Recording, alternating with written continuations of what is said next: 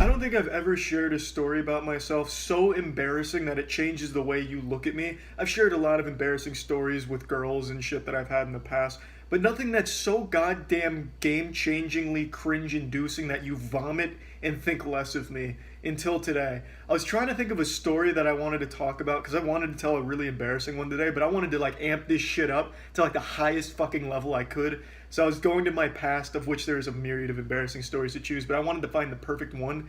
And then I remembered something that made me sick to my goddamn stomach. So I can't wait to share it with all of you. So to preface this happened in high school. The year is 2011. This was right after my third lung collapse. If you've been following me for a while, you know my lung collapsed 3 times. And the last time it happened was 2011. Well, in 2011, I got surgery to have it fixed. And before I went into surgery, there was a girl I had a crush on that had just added me back on Facebook. And I decided I'd send her like this goddamn scholarly "oorah, I love you" message to her, and we had never spoken. So this girl and I never spoke once in our lives, not even by accident. If I farted somewhere in school, there's no way she would ever fucking smell it because we were never even close to each other in any sense of the word. The only reason we even knew about each other, or rather the only reason I knew about her, was because she was a cheerleader and I played basketball. Other than that, no communication, literally not even eye contact. And yet, for some reason, in 2011, I sent this girl the most disgustingly embarrassing messages when I was in the hospital. I haven't read them. I screenshotted them today, and I sent them to myself so I could read them to you today, and we can experience this together as a lesson in how not to ever approach a woman in any way. So allow me, please. Pickup artist legend Charlie is going to guide you through the how-don'ts, the do-nots of women. So let's go ahead and get into these messages here. So ace pussy slang god Charles in 2011 leads with, "I know you and I have never talked, but I just wanted to tell you that you are one of the most beautiful girls I've ever seen." Now some of you might hear that and think I came on a little too strong. Looking back on it now, hindsight's 2020, I don't think I came on strong enough. I should have led with "I love you." Signed Charles, and then like a little kiss, and then maybe go from there. So after I said this, she responds with a simple question mark. Nothing else, just one character, a question mark. I was already in the hospital, but if I wasn't, that right there would have sent me into the hospital with fucking cardiac arrest. That shit hurt so goddamn bad at the time. But I mean, what can you expect when someone leads with some shit like this? This is the kind of shit you see on Twitter with like a bad English associated with it, with a "send bobs and bitch lasagna, please, vagina look good with penis" and stuff like that. It's a creepy message. Any girl should respond with a question mark or nothing at all. But anyway, my spirits weren't deterred. I continued. "Yeah, I'm in the hospital and just said fuck it. It's worth a try. You probably don't think the same. You probably don't think the same about me, but I just wanted to say that." That's some nice guy shit right there. Jesus Christ. Well, this is pretty fucking bad. Let's keep going. To that she says, "Oh, I'm sorry," frowny face, "but thanks, I guess. Why are you in the hospital?" I'm surprised she even believed I was in the hospital, to be honest. You got a fucking stranger coming at you, pretending like he's going off to war and sending a love letter out there like it's some goddamn type of anime. If someone sent me shit like this, I'd be like, "Yeah, sure, buddy. I'm sure you're in the hospital. What do you have? Small dick syndrome going on? There's no cure. Get out of my DMs. I have recurrent pneumothorax in my left lung. It has collapsed 3 times, and tomorrow I have surgery to repair it." Sad violins playing, I'm sure, when I was typing this. "I just wanted to tell you that before I had the surgery. I know that it is..." Excuse me, I've got to scroll to the next one. It's a little out of order. 2019 Charlie clearly doesn't know how to fucking screenshot things in order. Here we go. "I know that it is a weird way to start a conversation. I also know that I came on way too strong telling you that." Self-awareness, key. Even back then I had it. Even back then I'm like, Jesus, I'm sounding really fucking weird, but I'm still going for it. Didn't stop me. Should have stopped me, to be honest. Yeah, that's the lesson to take away here. Don't do this. You know, at this, when you're starting to recognize like, holy shit, this is too strong and I'm being very weird, just stop. Then she says something very odd. "On behalf of all the YouTube comments, Charles, I hope you cut your hair." I'm not cutting my hair. She didn't say that. I'm just telling you, stop telling me to fucking cut my hair. I want to see what it looks like real long. I want to look like a goddamn lead singer in a mid-2000s emo band. Just let me fucking have this, alright? So anyway, she asks about the surgery and shit. Nothing to talk about there. But then, as we're starting to wrap up, I say, "Just wondering, do you know who I am?" If you don't, I bet this is the most fucked up conversation you've ever been a part of. I mean, yeah, that's definitely a fucked up way of going about things, past Charles. Jesus Christ. I sound like some type of spoiled rich kid. Do you know who my father is? He invented Bing. I'm a big deal. Please, just please love me, please. God damn it. I'm in the hospital. For God's sakes, do you know who I am? God, these are such embarrassing messages. She says, haha, no, I do know who you are. Like, I've seen you, but that's it. Yeah, I mean, yeah, that sounds about right. I was a very odd guy. Odd looking, too. I had this really weird my hair looks like shit now, but back then I had an even weirder hairstyle where I shaved all, like, the side, the back, and the top of my head. Like, it was a one with the clippers, but the front was about as long as it is now. So everything was pretty shaven except the bangs. So yeah, I was a fucking lunatic. It'd be hard to forget it'd be hard not to see me and make fun of me. I was one step shy of like a trench coat fedora wearing fucking loser in high school. I really was. So yeah, it makes sense that she at least remembered what I looked like, because I looked like a goddamn fucking psychopath. So to that I said, oh, sorry. I bet this is weird for you, huh? The only way to make things like this not weird is to keep saying, yeah, this is probably weird, right? That way it's, takes the tension off. It's like, oh, he's saying it's weird. It can't be weird if he keeps talking about how weird it is. All right, it makes sense. Like, pretty much every fucking line I say in here is about how weird it is, and yet I keep going. To that she says, I don't mind at all. So then in closing, this is my finisher. This is my Mortal Kombat fatality, my big grand finale here. All right, cool. Maybe when I get out of here, we can talk more so I can get to know you a little better. I'm not as weird as this conversation makes me seem. You know. Little pro tip to the ladies: don't take someone up on that offer. They most likely are pretty fucking socially inept. I certainly was, 100%. We never talked after this. I can't imagine why, but we never spoke or anything. Nothing ever came of this, unsurprisingly. However, I'm sure if we did, I would have been still just as socially inept talking in person as I was on the Facebook Messenger. So the lesson, ladies and gentlemen, don't be weird. That's always the advice I give to someone going into college and shit. Just don't be weird. Don't be super forward. Don't be super out there. Just be normal conversations. Let things, simmer, develop, sniff things out. Don't just come in there guns blazing, fucking jerking off. I love you. Do you love me? Like, come on. Come on, 2011 Charlie. I look back on shit like this and I'm like, Jesus Christ. I never recognized how bad I was until, you get older. So, it's a pretty embarrassing story. Maybe it's not as embarrassing for listening to it, but for me, recollecting on this, it's fucking bad, man. Like, Jesus Christ. That girl was probably scared for her fucking life, thinking I'd be tossing pebbles at her window late at night at 2 a.m. Hey, did you think about me in the hospital? I'm alright now. You want to talk? Shit, man. Well, that's the end of the story. Another nice tale for the compendium of awful interactions I've had with women, all of which being my fault, from my past. So, yeah, fuck yeah. That's it. See ya. When you look at me, the first thing you probably think to yourself is, man, this guy likes to party. This looks like a guy who's not only super tall, but also breathes life into any hootenanny that he attends. And you'd be right to a certain extent. I used to enjoy the old shindig back in college. I'd go out pretty often. And I saw a video today that reminded me of an extremely sad and embarrassing tale that I haven't thought of in a long time. I just cringed and thought it'd be something worth sharing with all of you before I once again locked that away forever, never to think about it again. This happened back in college before I retired from partying. I now no longer believe in fun at social gatherings, I guess. I just don't really party or anything anymore. And it was one of the first parties I had went to after getting to college. And I didn't really know anyone, of course, and I had already established myself as the weird, mysterious anime character, so I'm sure people had recognized me as a fucking psychopath before going to this party. So the fact that I showed up there probably already made people uncomfortable.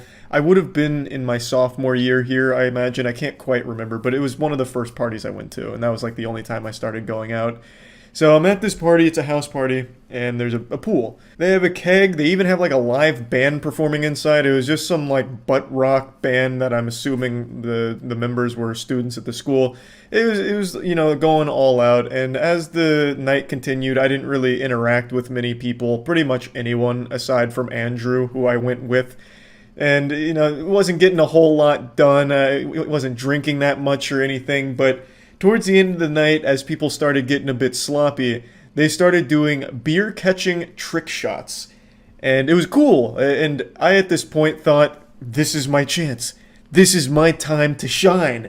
I can stand out and make friends by being the guy that makes a cool beer catch. Even though I'd never, caught a fucking Mach 5 thrown beer, because they were going hard. They're doing behind the back tosses, behind the back catches, and just fucking throwing that shit as hard as they possibly can and seeing if someone can catch it. And I was like, this is it. This is how I finally make a name for myself here. And one of the tricks that they did that I thought would be, my time to hop in is they were doing it over the pool. So they were doing cool between the leg tosses over the pool, and someone would go in, do a 360 and catch it before hitting the water. Then they'd come out, pop it open, and chug it like Stone Cold. They didn't shotgun it, so kind of pussy shit, if I do say so myself now. Hindsight's 2020. But anyway, I thought, this is it. I know I can front flip into this pool. I knew I could do it, and I thought it'd be the coolest thing those eyes had ever seen. I thought everyone would be uproariously cheering me, going wild, holy fuck, this dude just front flipped into the pool and caught a beer. I was running through this fantasy in my head. I was like, yep. This is how I do it. I'm gonna be the coolest fucking dude on campus. So I teed up at the end of the pool, I'm queuing up, I'm ready. Everyone's still around the pool, cheering on cool catches, booing misses, and I knew that this was my time to shine. No one's paid any attention to me up until this point. No one is looking at me on the end of the pool there. So in order to get their attention, I start clapping, hey, I'm ready. Toss me the pigskin. Give me the rock. I'm ready. Feed me. So I'm clapping, trying to get their attention. The dudes that are tossing the beers, setting up the trick shots. And then eventually one of them does look at me. And without a second thought, the second we lock eyes, I just do a front flip into the pool. Barely, mind you. And I have my arms straight up, and I don't finish the whole rotation, so I end up on my ass with my hands up in the air, and no one throws a beer. So I just fucking shittily front flip into the pool. It looks like I'm probably drowning, like a ship going down as the sail slowly keeps sinking, because my arms are above the water. I've already failed my front flip, so now I'm just sinking in shame. I pop up, there's no beer, and no one's even looking at me. I don't even get a boo. Nobody cared at all. It was the saddest fucking moment of my life. If someone had just given me a pity, woohoo, or aw, something, I would have been okay, not all is lost. But I got literally nothing. Straight up crickets. And then some other dude did a trick shot into the pool, and they loved that. Meanwhile, the fucking socially inept turbo virgin on the other side gets fucking nothing. And I don't remember exactly what happened next, but I can't imagine we stayed much longer, because I do remember getting into the taxi soaking wet. So I didn't have a whole lot of time to air dry. I imagine what happened is Andrew felt my pain and was like, Charlie, let's get the fuck out. But I guess I just blacked out from cringe at that point, because I can't complete the story. I just remember that, and man, it was sad. So yeah, this video really brought that demon back, brought that evil out of me, and I just wanted to share it with all of you, because I don't want to think about it again past this point. So yeah, that's really about it. So yeah, it's been a little while since the last time I sat you down at the fireplace with my bathrobe slightly ajar to tell you an embarrassing story from the period in my life where I've LARPed as a fucking mysterious anime character. This was around the time I was 18, 19 years old, so freshman, early sophomore year of college. And I've told many a pathetic story from this sad compendium of miserable social ineptitude, and there's one I haven't shared with you that I thought I'd share today.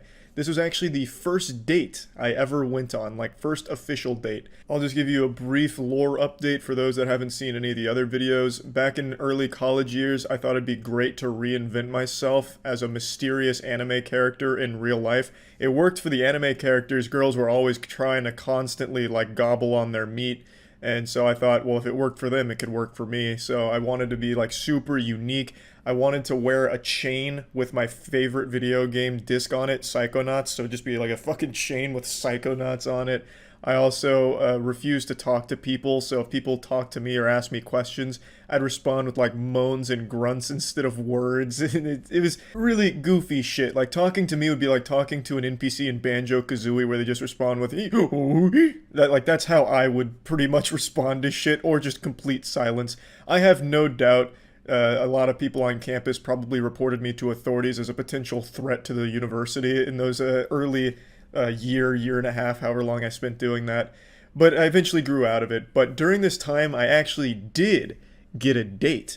My first real official date. Now, while this was my first date, it wasn't like I was a completely kissless virgin. I was a virgin who had been kissed once.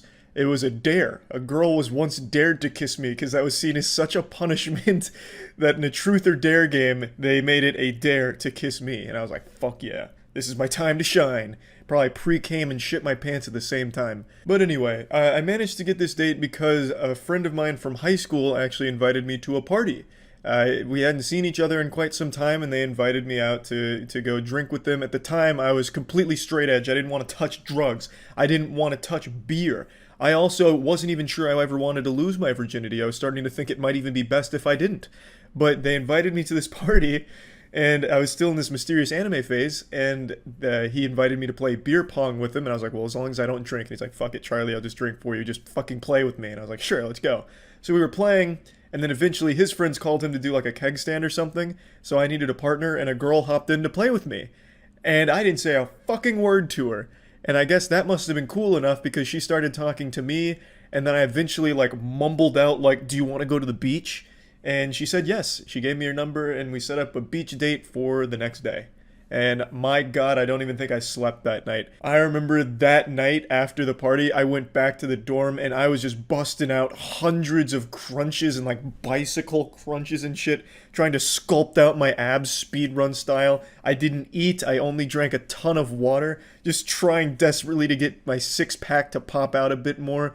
I was a lot leaner back then because all I focused on was being like ripped, but my arms were super skinny, so I just kind of looked like an actual poorly drawn anime character physique-wise. Nowadays, I'm just actually fucking jacked, but back then I was like, all I need is abs, and girls will want to fuck me real good. So I'm in my dorm for hours just fucking doing an impromptu P90X routine till the sun comes up.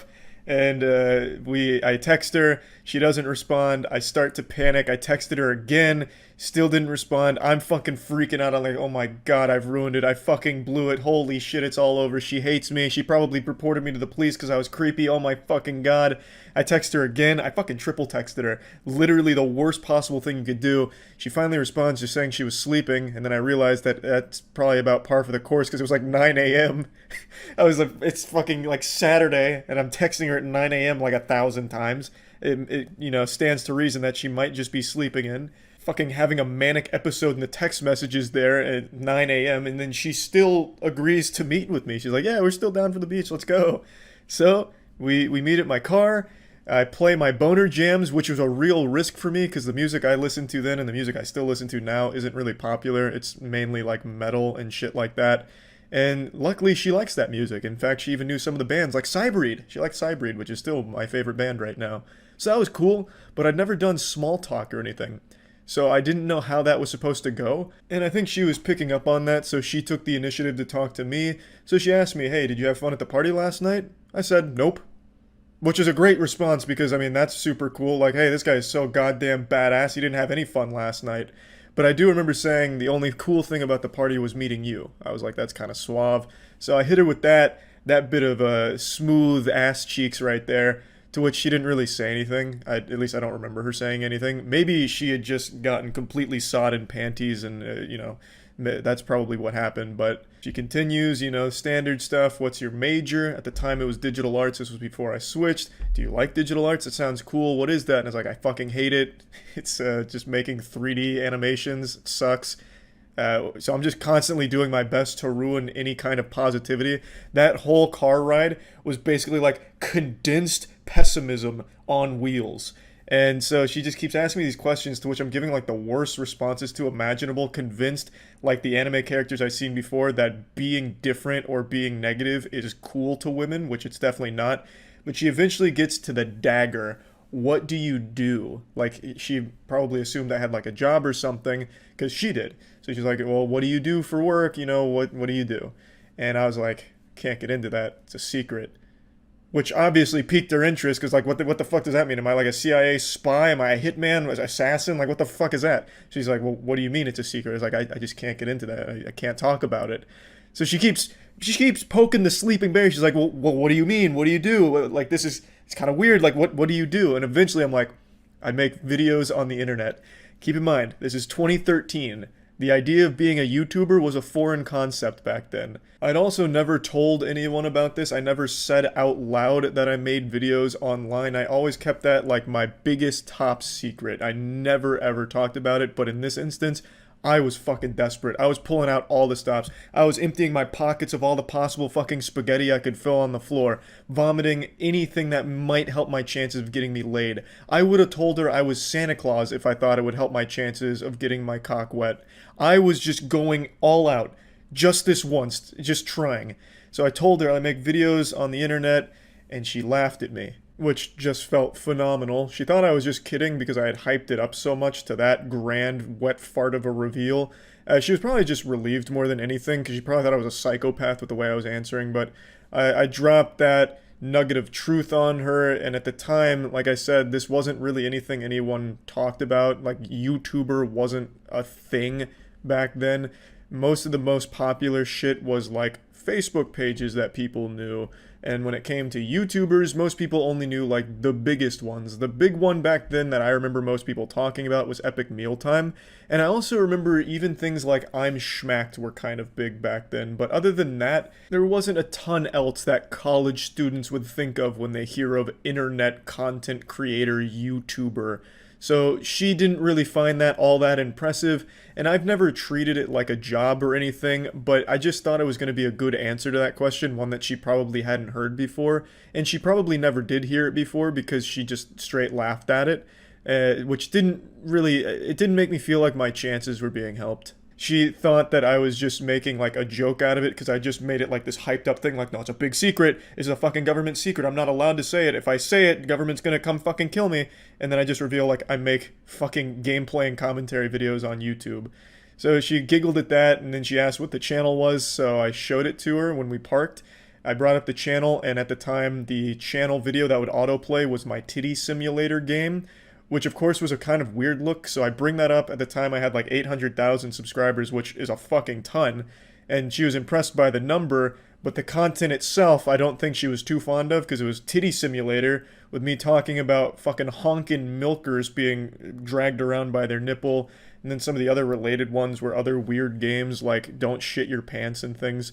So she didn't really want to stay on the channel that long, but she said congratulations to me, and I was like, oh, okay, it didn't really work very well now, did it? So we finally arrive at the beach. Confidence is shot. I can tell that this mysterious anime character facade's not doing me any favors. So we end up just going to like a pretty crowded area on the beach at Clearwater and just laying down. And she played music with her earbuds in.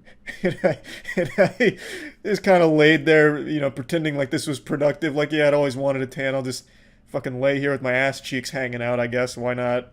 And just fucking sit there doing nothing while she's listening to music at the beach. At the end of it, I just kind of felt like I was an Uber driver who stayed a little too long.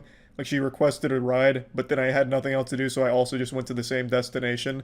So we just kind of stayed there for like an hour, and then she's like, all right, I'm ready to head back. I'm kind of hungry.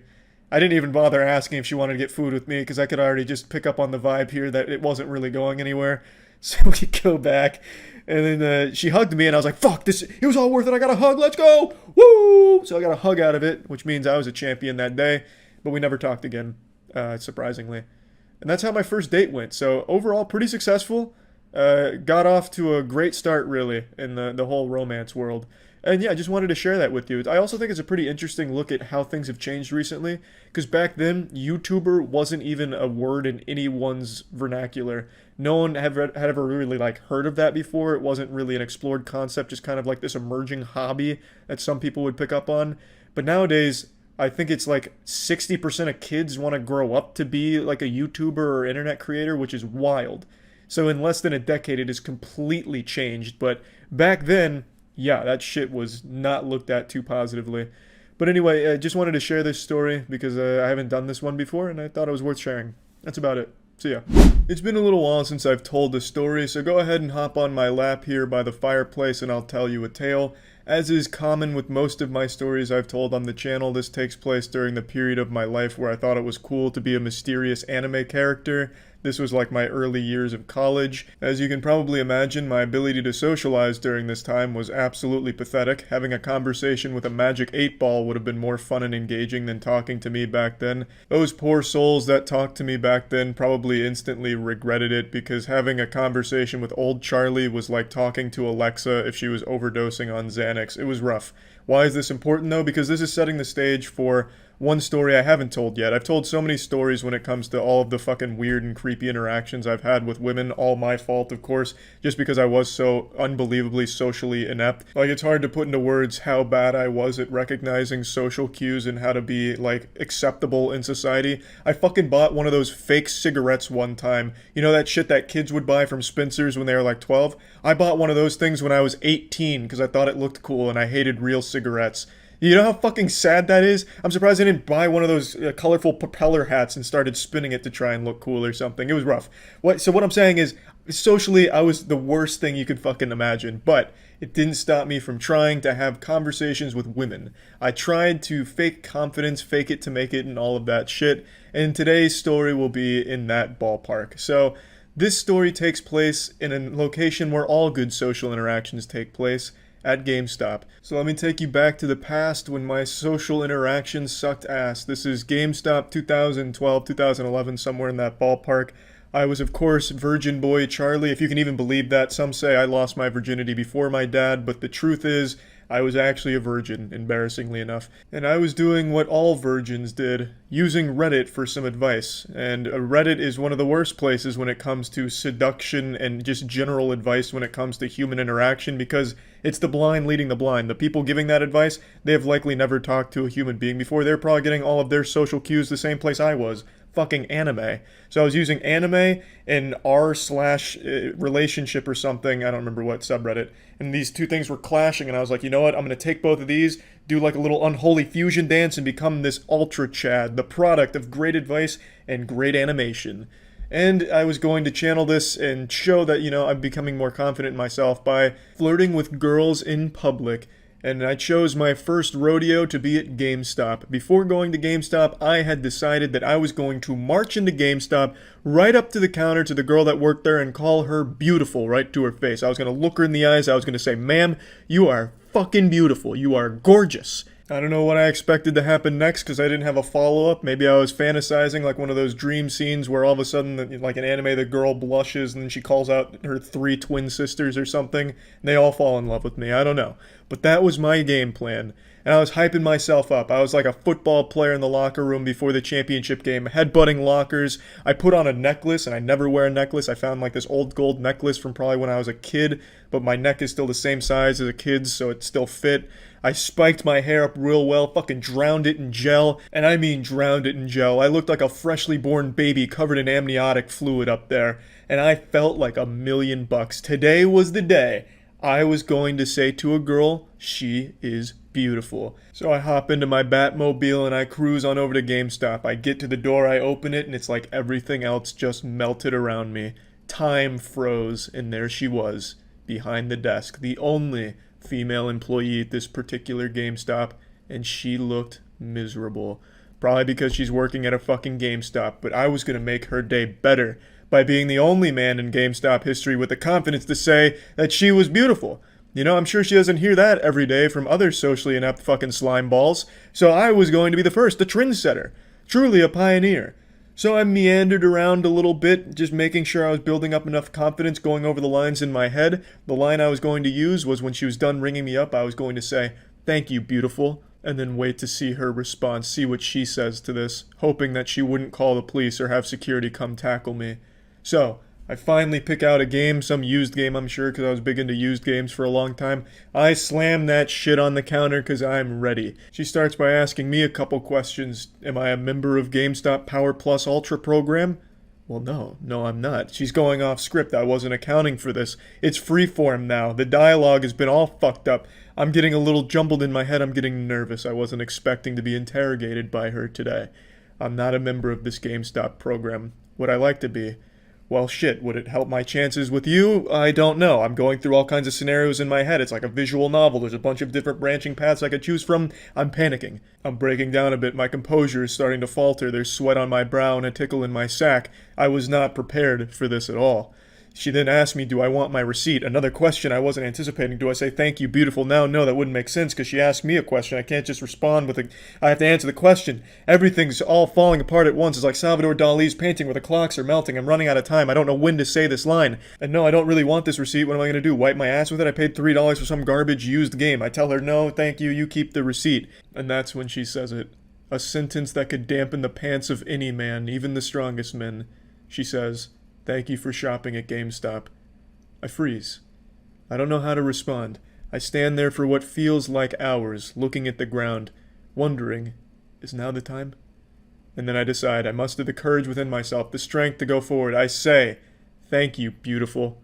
I'm still looking at the ground when I say this, because I haven't earned the right to look my GameStop queen in the eyes yet.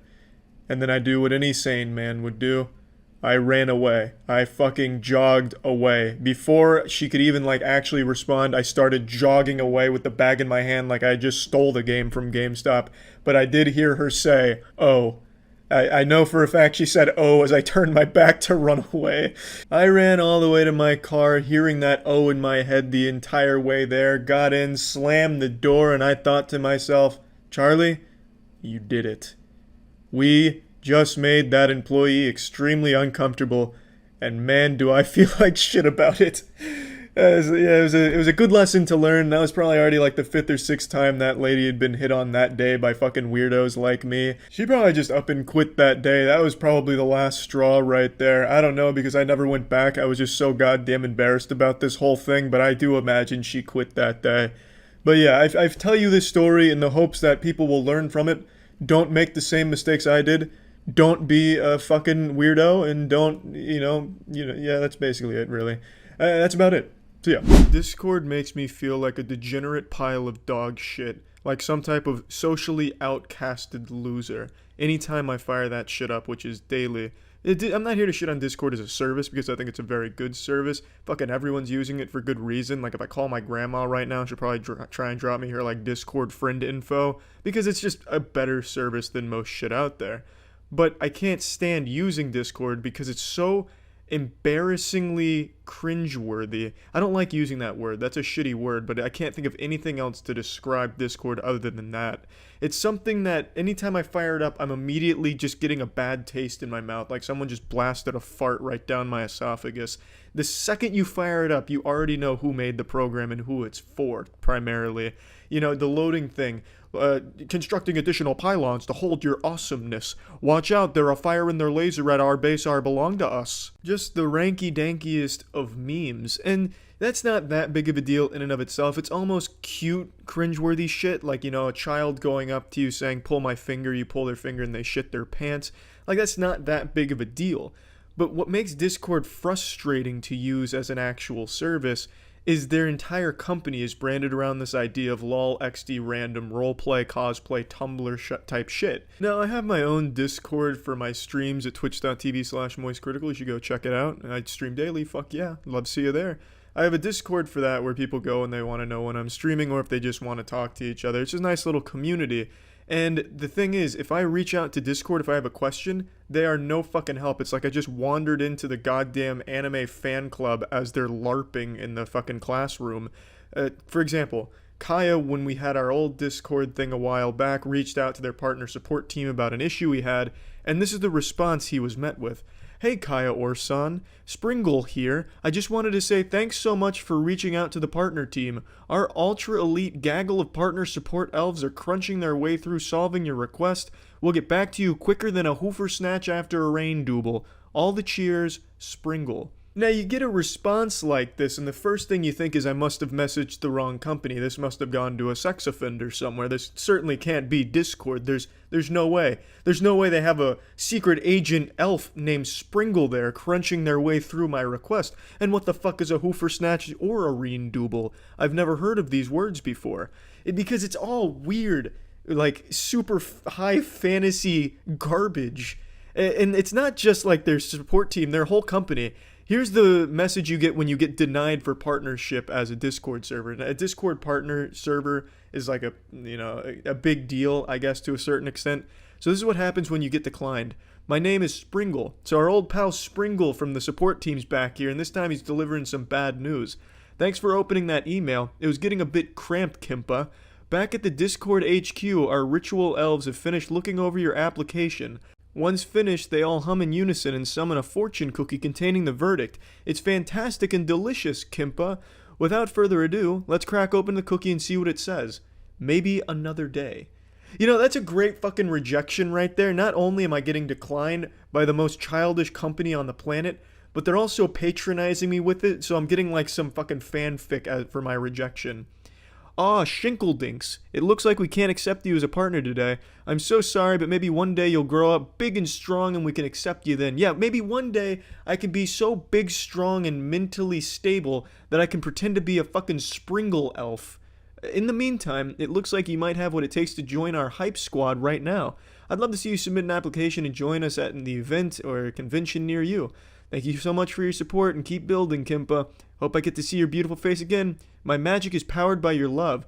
Don't forget you can keep in touch with us on Twitter at Discord app. Until we meet again, Kulu Limpa. Of course, Kulu Limpa to you as well, Mr. Springle.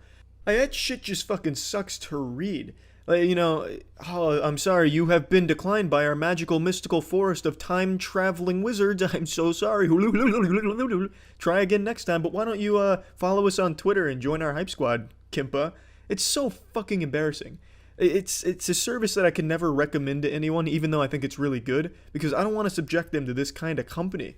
Shit's sad. What they should have is they should have two different Discords. This should be like Discord, children, Discord fantasy, and then they should have like Discord Pro, where it's like, normal shit, where they're not all up in your face like rubbing their mystical asshole on you and patronizing and condescending on you and shit like that. It's stupid. It's a really dumb idea for a company identity. And I'm going to go out on a limb and say this is not the same Springle as the Springle from Partner Support Team. The Springle from Partner Support Team, the Rain Doubler, he would never sink so low as to write an email like this. There's definitely other people parading as Springle around that office. It's a big conspiracy I've got. Got the fucking tinfoil condom on. I know there's more than one Springle there. Someone is parading around as a fake Springle. Now let's go ahead and see what it looks like when you get accepted as a Discord partner. My name is Springle. Springle again, baby. Fuck yeah. Thanks for opening that email. It was getting a bit cramped, Kimpa. The same opening. And then in the fortune cookie this time, instead of getting a giant fist in your ass, you get the chosen one. Wowee. You're chosen. It's a time for celebration because you're now an official Discord partner. I'm not saying you should print this email out and put it on your fridge, but you should definitely print this email out and put it on your fridge. Golly, this is exciting. All the perks are yours. In about a week, you'll have access to our VIP servers, ability to add custom splash page to your invite screen and vanity URL. How exciting, Kimpa! Also, the King of Hoodies has finally decreed, and you shall receive yours in a few weeks. The magic is waiting, so don't let the magic wait any longer. In less repetitive terms, click the button and fill out the form so we can send you a hoodie. Click to get swag. There's just no winning with that email. There's no winning with Discord, no matter what happens. If I won the lottery through Discord, I'd still be embarrassed. It's just so silly. Like, I don't know why the company is branded this way as their identity. Wow, I look like a fucking psychopath. Kimpa. But anyway, I don't know why they chose this as their identity for their company, because this appeals literally to such a small portion of people, like not even gamers. This is such a sliver of gamers. Like, most people probably don't like to be talked to like this or have a service that treats them like children. They also have this list of words that if anyone in your server uses them, like if they say retard, your entire server can get nuked, without even consulting you, without giving you the option of banning that person. They can just take down your server if one person uses the word retard in it, as an example. There's a lot of words that have like that, but there have been cases of entire servers going down just because one person in it said a word, and then the whole thing is gone. So they fucking treat this like it's some type of awful dystopia. It's such a good service, but God, I can't stand the fucking company behind it. And I just wanted to vent about this. We've talked about it on the official podcast, but I can't stress enough that there needs to be two Discords. There needs to be this Discord for whatever LARPers want that, and then a Discord for people that don't like to be treated like fucking idiots. That's just my suggestion. I'm no mystical fairy elf working for Discord, but I really think that should be in the future plans for him. That's it. So yeah. When it comes to sad, pathetic things on the internet, I feel like I've seen it all. I'm like the Oracle from the Matrix. Nothing surprises me anymore. Yet, today I bore witness to something so tragically embarrassing on Twitch that it's making me reflect, and it's put me in a very somber state. I feel as though I'm at a funeral service. A streamer invited one of her mods to hang out with her in real life, and then did a stream that was an hour and 25 minutes of agonizing, miserable, inhumane torture. Waterboarding would have felt more pleasant for this mod, I imagine. She spends the entire stream basically just insulting him. He is the butt of every one of her jokes, and she kind of just reduces him to a spittoon for her and her chat to spit in and make fun of. Now, I think punching bags get treated with more respect than this guy did, and it only got worse the longer the stream went on. She had a donation goal where if the stream gave her $500, she would kiss him. Oh God, fuck. I'm sorry. Sorry, one more shot, guys. Dang. If you ever want to get drunk really fast, just have to kiss Dilly. You'll be fucked up by the time the night's over. That is soul-crushingly mean-spirited. That is downright diabolical. Saying, if you want to get drunk, just try and kiss Dilly, you'll be fucked up by the end of the night. Saying that you have to be hammered to want to kiss this guy. And this is the attitude for the entire stream. So she makes it pretty clear that she can't really stand to be around him unless she is extraordinarily drunk. So the whole time she is drinking throughout the stream, they reach the donation goal, so now she's obligated to give him a little smooch.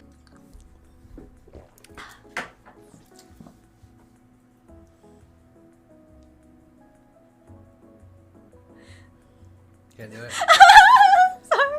It's okay. Can you come closer? Like this close? Okay. Yes. Okay. Whenever you're ready. Can you pucker up? Pucker up. This is I have small lips. You just snotted on me. You just snotted on me. This is my allergy. You went, little snots went on my leg. It did? I'm Yes. so sorry. Okay. Oh my god. All right, come on. Okay. Sorry. I need to wash my mouth. If I was watching a hostage video where someone had kidnapped my grandmother, threatening to slit her throat unless I paid the ransom, I would honestly find that video to be less cruel and more humane than this Twitch stream I just watched. This is absolutely brutal. My heart breaks for this guy. I don't know who he is. I don't know what he's done to deserve this, but this is like a divine punishment here. This whole thing was her idea. This was her donation incentive. And now she's acting like it was the worst thing that ever happened to her. It's so bad, she's got to go rinse her mouth out. She's got to fucking brush her teeth and scrub it all down with soap and bleach just to try and erase the stain that his lips put upon hers. It's just evil. This whole stream is her basically just bullying this guy. Well. Jesus Christ. Well. Are you okay? I'm good. Okay. I'm back, guys. Sorry. I'm good. I'm good. She's putting on this big song and dance about how gross and disgusting this was, when it was her idea. She's doing this just to make him feel even worse, and put on a show for her chat at this guy's expense. Like, oh, this loveless loser virgin flew all the way here, and oh, I just had to kiss him. Like, that's so mean.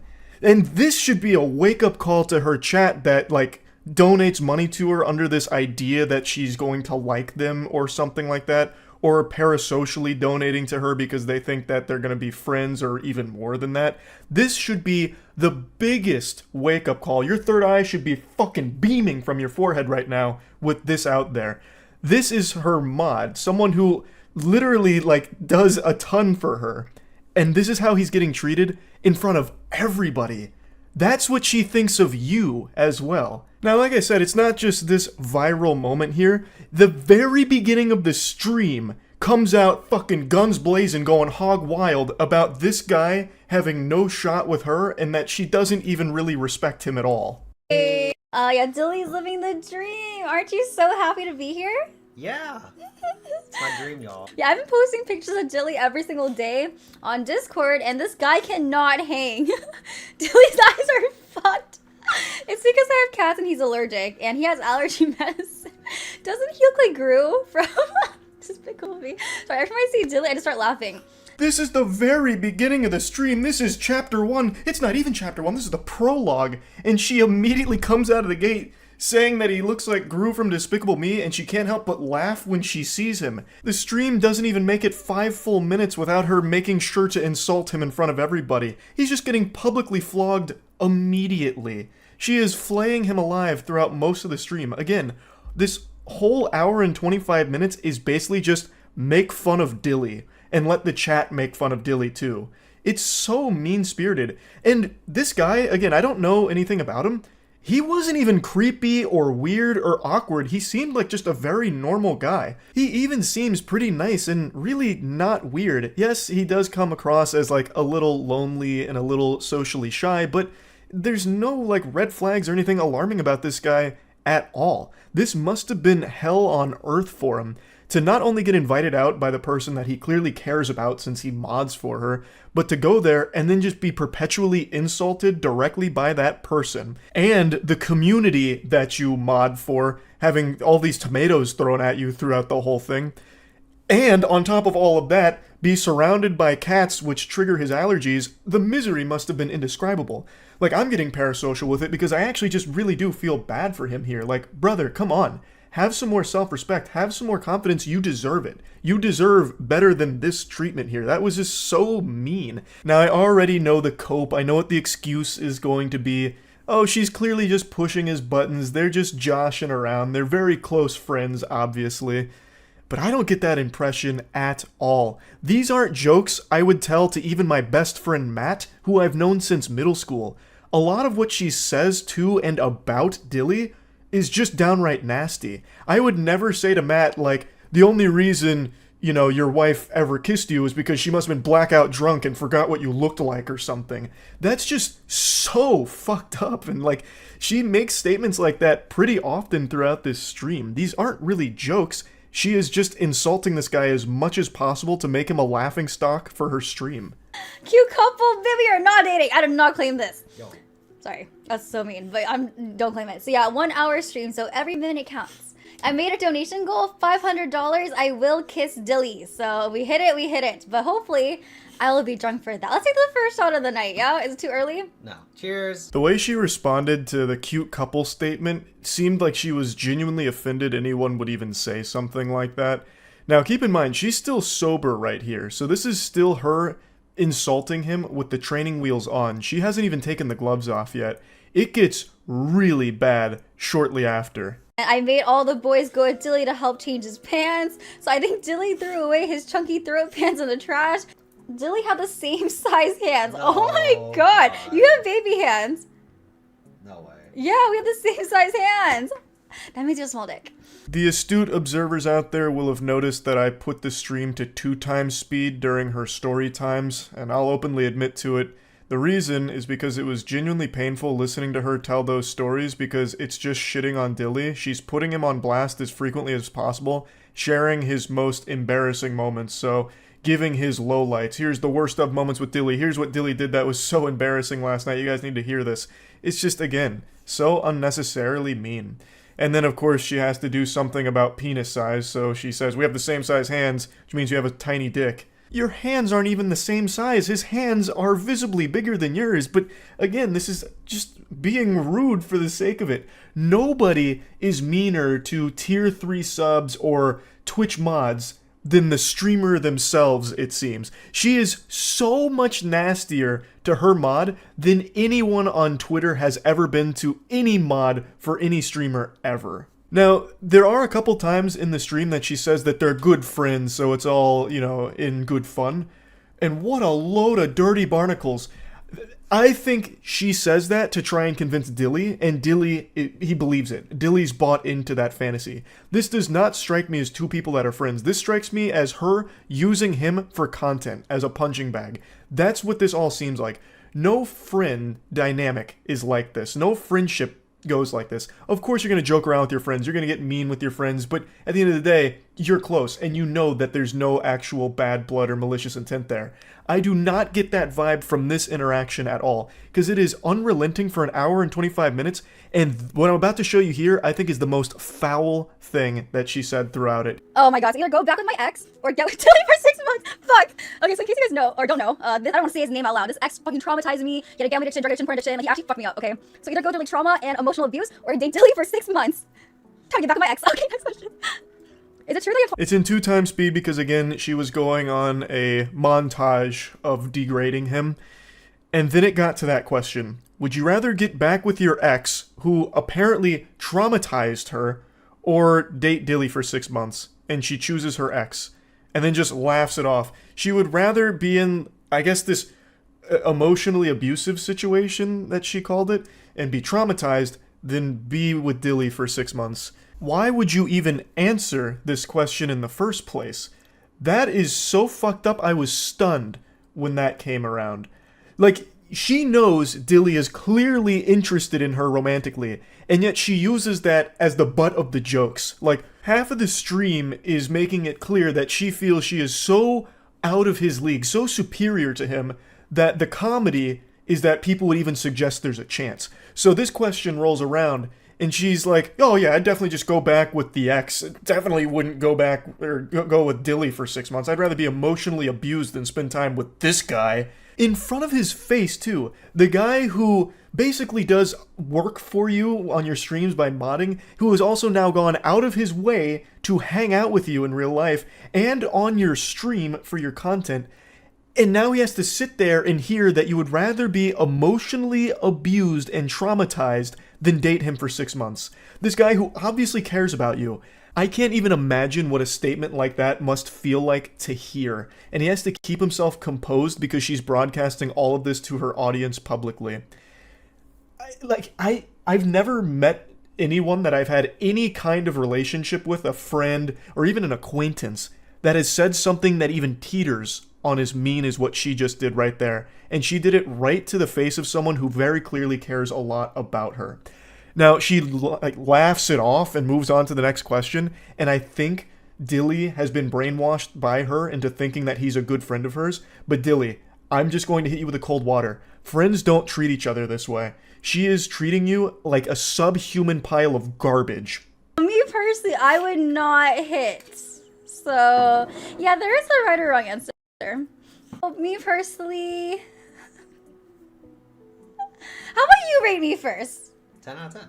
Oh, fuck, you know, I'm not gonna rate. I'm just gonna drink. That means I'm a 6. It's okay. If it was a 6, I would have said that out loud. Oh. Anyways. Again, it's just an absolute flurry of disrespect from her towards Dilly. But I wanted to show this clip here at the end because I think this is a great summation of how this whole experience went.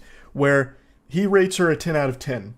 And then she refuses to rate him, so he playfully is like, oh, okay, that must mean like I'm a 6. And then she didn't have to say anything. She could have just moved on to the next question, but she went out of her way to let him know that that's not the case. So she says, if it was a 6, I would have said it out loud. Anyway, just trying to take another little stab, drive the dagger deep inside of his heart here to let him know that he is beneath her. He's not a 6 to her, and he needs to know it. It's so unnecessarily mean. It's just being an asshole and nothing more. She puts him down every chance she can find. She attacks every single one of his perceived weaknesses in her eyes, and is doing everything in her power to publicly humiliate and degrade him. It is not friendly. There is nothing jovial about this whole stream at all. It is mean-spirited and just really fucking sad. Like I mentioned, there was a couple of times she tried to cushion the blows, like, oh, we're such good friends, this is all okay. And then when one of the questions during Truth or Drink is, what was your favorite thing about Dilly? She says that he's nice, and that he's like just super nice and not awkward. Those are the only couple of instances where she wasn't just shitting on him. And I think she did that because she could see from the chat that people were dogpiling onto Dilly, and it is just a really uncomfortable stream entirely. How likely is it for him to pick up a girl tonight? Can I answer this honestly? Honestly, you're not getting shit. I think maybe a girl be down to dance with you, you know? That's a win. But there's no way. I don't think you're getting any girls' numbers. Or going home with. I'm gonna say it's a 0 out of 10. Well, obviously, I wouldn't bring anyone back here, but I would let you. I'm a good friend. So if you want to bring a girl back here, you can. But I'm just being honest, I don't see it. Prove me wrong, though. You know, prove me wrong. I was perfectly content to not show you any more clips from the stream. I was just about to end the video, but then I remembered this moment, and I just had to showcase it. Even if it's not directly about her, she won't even let him think he has a chance with any girl, for that matter. None. Like, he's not even allowed to go into the club with a good mindset. They're going to a club later this evening, and they were getting hype for it. Like, chat was asking, hey, do you think he has a chance with a girl? And this was her response to it. He's not even allowed to have a good mentality going into it because she's already shitting on him beforehand to bring his self-esteem down. It's just bullying. Like, she is just a bully to this guy. It just doesn't end. He's not allowed to breathe for a second, A, because of the allergies that he's subjected to, but B, because she is constantly this miasma of hate to him. Like, it's just so negative. If this was actually any semblance of a friend, she would have lifted him up like, yeah, you're gonna get some pussy tonight, let's go, let's have a good time out there tonight. That's not what she's doing. She's immediately putting him down. Again, for the millionth time this stream. Who's better looking, Dilly or your ex? My ex. Next question. Do you ever have any feelings for any of your mods, including him? Hell no. That's why they're my mods. Last clip from this stream, I promise, but I thought this was an important one. I have for a long time preached about how awful parasocial relationships are and how prevalent it is in streaming. I think hearing her say this should have snapped a ton of people out of that mentality that just by donating to somebody or modding for somebody in this case, that all of a sudden they're going to somehow develop feelings for you or something. Doesn't happen. It won't happen. And that is not a healthy mindset for you as a viewer to be in. I wanted to put this here because she just says it with her whole chest right in front of Dilly. Again, per usual here for this stream. But this is actually an important lesson to learn. Just because you mod for somebody or donate to somebody, if you're a tier 3 sub to somebody, if you've been sub to somebody for years, they are not all of a sudden your best friend, and they are not obligated to fall in love with you or have feelings for you. So, tough pill to swallow for some, I'm sure, but it needs to get through. Now, all that being said, what Dilly was subjected to here is nothing shy of heinous. Nobody deserves this level of public humiliation, and I feel extremely bad for him, and I'm just genuinely wishing him the best going forward. I just had to talk about this because it is one of the downright meanest and saddest streams I've ever seen on Twitch. Like, probably ever, I think. So yeah, that's really about it. So yeah. Last night I had a little trouble falling asleep. I think what I needed was a good bedtime story.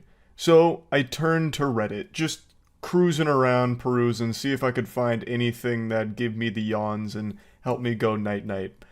But I found something extraordinary. Something so stimulating I stopped any attempt at going to sleep, and I just sat there bewildered by what I had just read. For at least 40 minutes, I just sat in silence, truly stunned, like a child who had just watched his first episode of Chris Angel's Mind Freak. My brain was blown out my ass. I couldn't imagine a world where this was real, but all of the evidence pointed to it being a genuinely true story. I did eventually hit the hay, and now, a full 9 hours later, I'm still thinking about this, so I figured, why not share it with all of you? Perhaps this will have a profound effect on your life, or maybe it'll do something to help motivate you to not be like the guy in this story. It's a series of text messages between a man and a woman.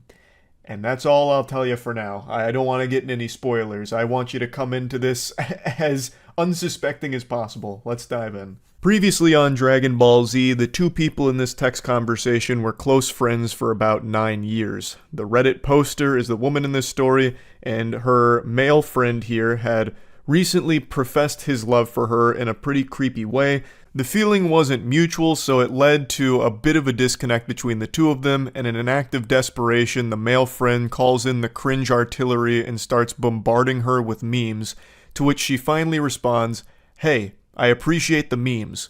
Real quick, I'd like to come in here with a PSA. I recognize that in the current climate of things, there's a lot of people that have lived their entire lives online without any actual social interaction, so I want this to be a teachable moment. Don't send memes as some kind of last-ditch Hail Mary.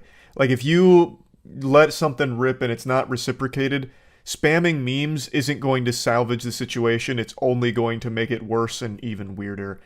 Her saying, "I appreciate the memes," is just a lie. No one's ever going to say that. Those words have probably not left the human being's mouth ever.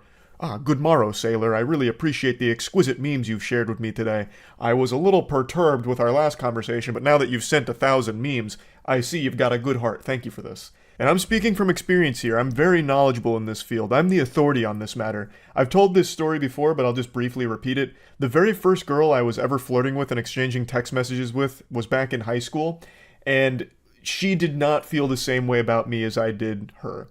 And in my weakest moments, I turned to the dark side and consulted the Sith Lords, and was advised to try and maybe like send goofy memes and ASCII art, because that was big back in the day. So I did. And guess what? It didn't fucking solve anything. It just made it even worse. I know how uncomfortable that must have been for her. So yeah, that is not the right play, to just start spamming memes and shit. But anyway, she continues the message by saying that she's only ever thought of him as a close friend and never really viewed him in a romantic way. So when he professed her love, it made things a little weird. They grew distant, they grew a bit hostile, but she thinks they can be friends again just as long as it's very clear that there is no romantic feelings in this relationship. She's just laying down the brass tacks and making things very clear, to which he responds, "I certainly had my head on backwards, but as my friend, I really think you're fucking adorable, and every trip I've ever taken with you is so fucking precious. I've heard of a Japanese word called shibumi, and it's basically authority without dominance. Call me a simp, but I really think you have that." Code red, he's not taking no for an answer. Jinkies, we're going too deep. He just busted out shibumi. Jesus Christ, we're in the in-game now. Lord help us. He continues to spaghetti dump here for the novel that he's writing her. There's steam coming off of the touchscreen pad as he's writing. The most important takeaway here is a very specific line, a buzzword that gets dropped that I think is very important that we highlight. He says, "Sometimes it feels like my chivalrous interest with you is underappreciated or just unappreciated sometimes." The reason I point that out is because I'm pretty confident that the word chivalry is used exclusively by creeps. I don't think there's been a documented case of a normal person saying chivalry, especially not in this context. It's just like an immediate red flag word to drop, especially when saying that my chivalrous interest is underappreciated, it's not valued enough. It's just some certified weirdo Redditor energy. Like, tip in the hat, m'lady. It's no problem, you're welcome for holding the door open for you. Chivalry isn't dead, am I right? I'm the perfect example. No, of course, I'm just kidding. I jest. Chivalry can't die, because to die, it would imply that it was ever alive in the first place. Only a living thing can experience death, and chivalry is not a living thing. It's an idea, more of a social code, per se. He continues on, and then eventually tells her that she should like one of them so he doesn't feel crazy, to which she says, "You're not crazy, I just need some time to think." Which I think is a perfectly reasonable response to all of this, but he gives her no time to think and immediately just comes back to, please, let me find favor in your eyes. I'm assuming he heard that in some kind of like indie song at some point, so he tried to throw that in here to see if it'd work. So he's going full-blown Robert Frost now. Even then drops a picture saying, "Daydream with me," and it's like the sun rising. So it's getting very emotional in here. I'm going to skip ahead a little bit because it's him once again just begging for any kind of reciprocation, to which she just keeps saying she just needs some time to process all of this. But he's extremely impatient. His foot is fully on the gas and there's no turning back now. He is full throttle invested in all of this. He's using every possible cliche line imaginable, but he's not finding any favor in her eyes. It just keeps going. "You're valid. Never really heard the extent of why I'm your friend." So now he's like interrogating her. "Why am I your buddy? Why am I your pal, huh? Tell me." "I could tell you all day why you're my friend. Your voice is fucking music. I think you're brilliant. Just a brilliant person to be around. Really wish I could hug you. Fuck. This hurts." And again, she reiterates, "I need time to think. I will reach out when I'm ready." And now we've finally gotten past the introduction here and we're entering the climax. Welcome to the wacky zone. He once again gives her no time to reach out or process any of this. He reaches out pretty soon after everything, only a couple of days, and says, "So is there any chance as your friend I could send you something explicit?" She says, "What do you mean?" And then he goes, "NSFW," which I'm sure all of you know what that means, but I'll break it down anyway. Not safe for work. Of course, she wasn't expecting this curveball, so she says, "Are you trying to make a joke right now?" And then he goes, "No, kind of a gamble." I will say this is a historic moment. You are witnessing the worst gamble in history. Congratulations, we all got to be a part of this. This is, by far, the absolute worst possible fucking gamble you could ever make. This is like betting 100% of your life savings on me getting taller. What the fuck are you, I don't understand how you think an out of nowhere nudie is going to somehow win her over and somehow solve all of these problems. I just can't even understand that mindset, really. It just doesn't compute. Okay, I tried all the lovey-dovey, really mushy-gushy stuff with the favor in your eyes, your voice is like magic or music. It didn't work. So let's try something a little more primal. Wiener. What about penis? Eureka! This might be the answer. Let's try it. She's once again just trying to make sure she fully understands the lunacy going on here, so she says, "Are you asking me if you can send me something sexually explicit? Respectfully." What a gentleman. A fedora tip to you, my gentle sir. That is sophisticated. Very respectful. "Milady, doth thou wish to gaze upon my meat?" And then he sends her a dick pic with his pinky out while holding it. An incredibly interesting play here, as if somehow his cock was going to hypnotize her and make her fall in love with him. So she eventually responds by pointing out how weird this whole interaction has become. She still only ever viewed them as friends and will only ever view him as a friend, and that she's very disappointed that he can't even respect that she wants some time to herself to process this entire weird interaction. She also drops a bombshell at the end by mentioning that she's currently in a relationship, so that was a big plot twist. This goober is doing all of this to a girl who is not interested and also in a relationship. The odds couldn't be more against him. Now, she used a word at the end that's about to change the entire course of this interaction. She said, "It sucked when you went all incel on me towards the end." That word, I had a big voice crack there, that's how powerful that word is. That one word ruffled this guy's feathers so much. You're about to see a full-blown ballistic breakdown from it. I respect that. Also, if I'm an incel, you're toxic, so let's not name call. She's toxic because she doesn't want to fuck him. Why is that even in your argument, that I can't get someone? I can. You choose not to. That's fair, but you didn't get to call me an incel because you decline. You go out of your way to say it. Why is that? Label me as anything else, for real. It's foolish for you to argue something like that. She gets taken off guard here, saying "Hey, whoa, pump the brakes, Buster. I didn't mean to offend you." She says, "I never said you couldn't get someone. What do you mean?" She never said that. He is now just projecting some insecurities and reading between the lines on shit that doesn't exist. She just said his behavior was that of an incel or something. And he keeps going. "You should know I'm anything but a little dick incel, so out of here with that shit." Again, she never even pointed out your penis or anything. She didn't call it small. Where is this coming from? He's fighting ghosts. I'm not even gonna pretend that's valid. You're with a fucking beta cuck to begin with. Maybe that's your type, and maybe that's why we aren't together. Have fun with that. The mask has come off. He is unchained, unhinged, and unhappy. Your boyfriend's a beta cuck loser.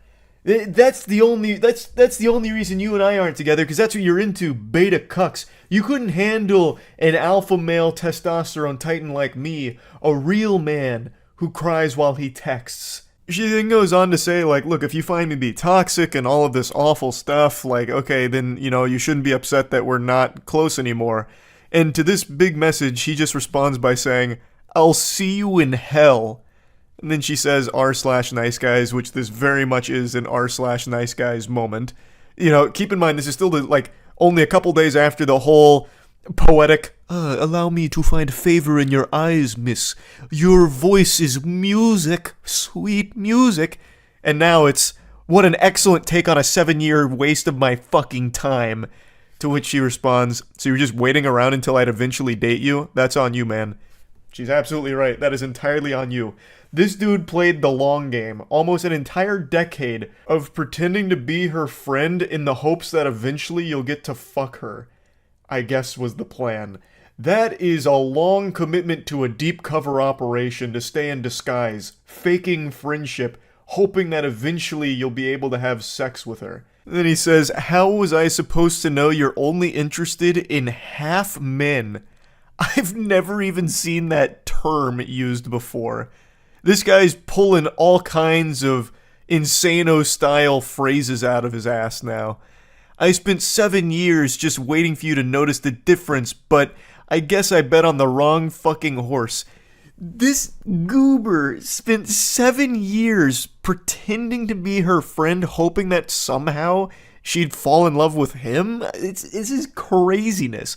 This is a longer time spent undercover than Rob Lucci and the gang during the Water 7 arc of One Piece. Like, this is outrageous how long he committed to this ridiculous, diabolical plan. And now he's just full anime villain mode.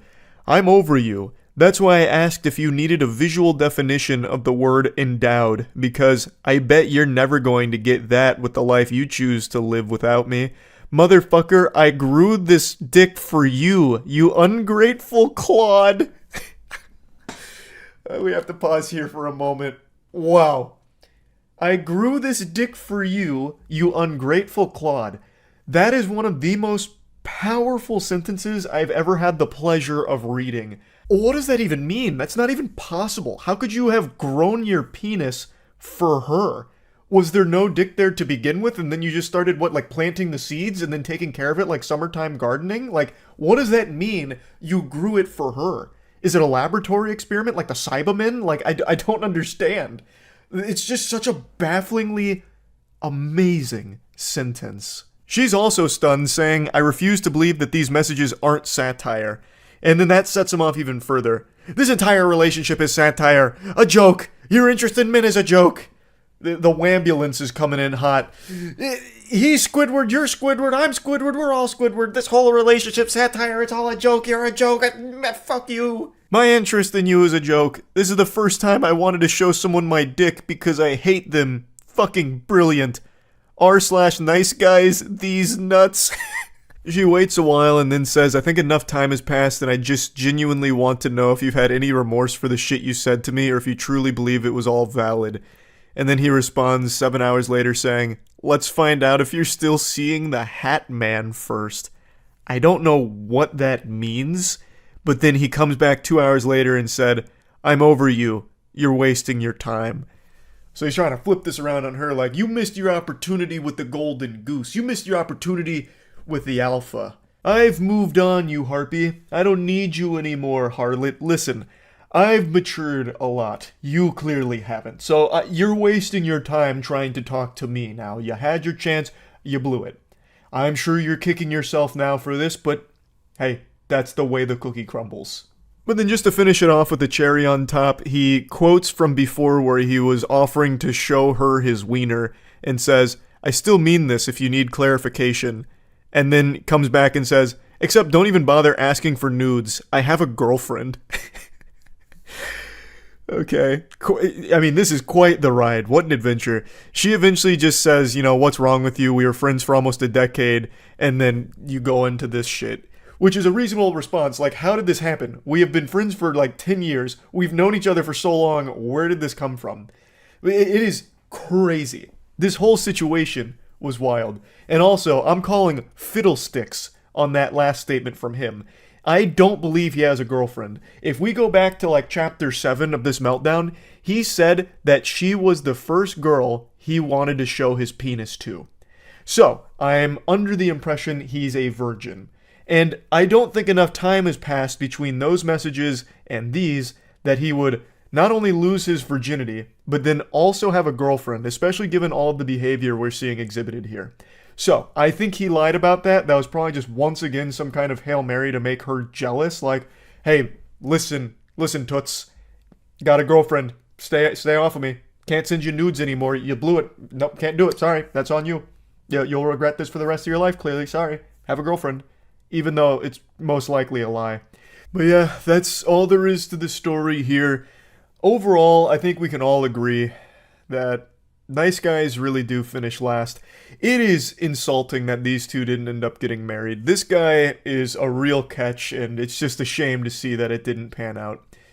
But yeah, overall, dropping the sarcasm, I actually feel really bad for the woman in this situation here. This is someone who was a close friend to her for a fucking decade, only to then find out that that close friend was actually just a complete piece of shit, loser, degenerate, who was only being her friend, trying to have sex with her down the line. I can't even imagine that kind of betrayal. That must have been fucking awful. But yeah, anyway, I just wanted to share this because I've been thinking about it like all day. So yeah, that's really about it. See ya.